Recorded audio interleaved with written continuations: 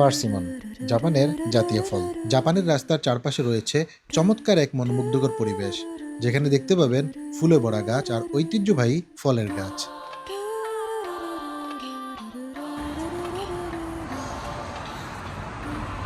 ফ্রুটসটা দেখতে পাচ্ছেন, এইটা হচ্ছে পার্সিমন। গাব বলে গাবের মতো আর কি পার্সিমন। আর দুবাইতে বা মিডল ইস্টে যারা থাকে তা কাকা ফ্রুট বলে। তো এটা হচ্ছে ওদের ন্যাশনাল ফ্রুটস এবং যথেষ্ট ইয়ামি। এরা নাকি একটু কাঁচা কাঁচা পছন্দ করে, বাট আমাদের ভালো লাগে ম্যাক্সিমাম একটু যদি পাকা হয় আর কি। তো দেখতে পাচ্ছেন চমৎকার, এত সুন্দর লাগতেছে দেখতে। ওয়াও, ছেড়ে দেবে না ভাই?